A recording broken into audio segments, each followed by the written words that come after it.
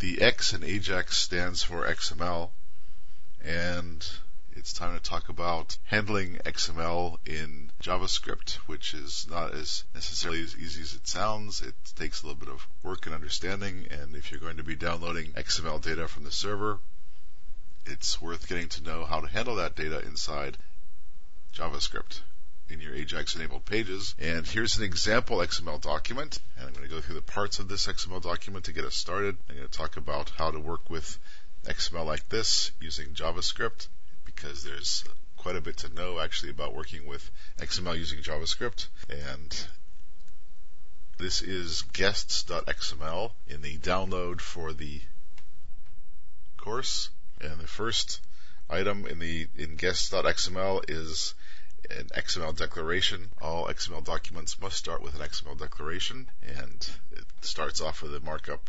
$XML, and then you can specify a version number and a angle bracket to end the XML declaration. The XML declaration has several possible attributes, and the one that's required is the version attribute, and you have to set it to a quoted value like this.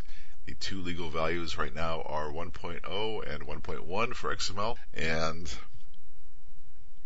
we're going to be using 1.0. The only real difference between 1.0 and 1.1 in XML is the character set that can be used.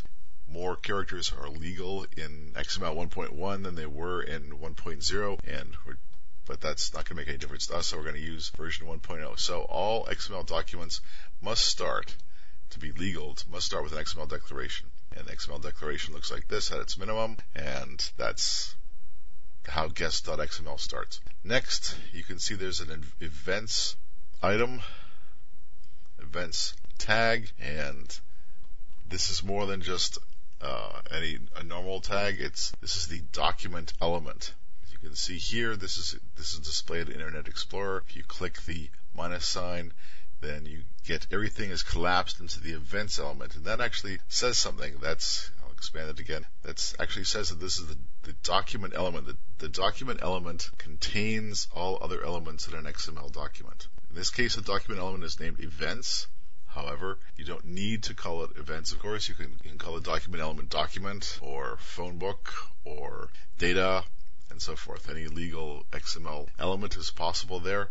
But it's important to realize that in XML you must have one element, that's the document element, that contains all the other elements in the document. So all that is contained inside, all this is contained inside the document element.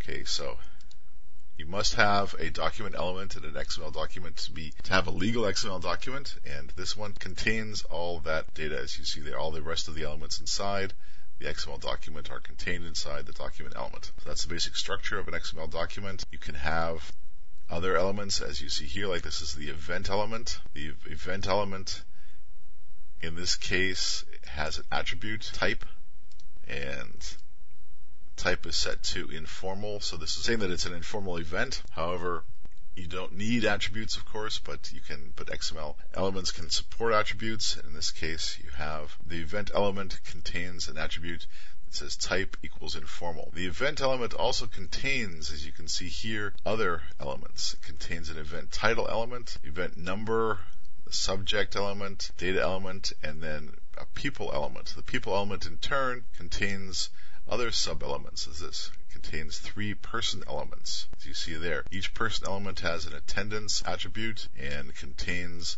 a first name and last name child element. So you see elements are nested in XML just as they are in HTML, and of course in XML though you can make up your own element names as you see here, and as long as they are properly nested, you have a legal XML document. So this is going to be the XML document that we're going to work with in the following set of movies, and we're going to use JavaScript, among other things, to extract the name of the last person here, the last guest attending the event, and it's going to be Cary Grant is going to be the person. We're going to try to extract that person's name, and we're also going to try to extract the attendance, the value of the attendance attribute as well, and get all that done in JavaScript. So this is the sample document we're going to work with, and let's start working with it now.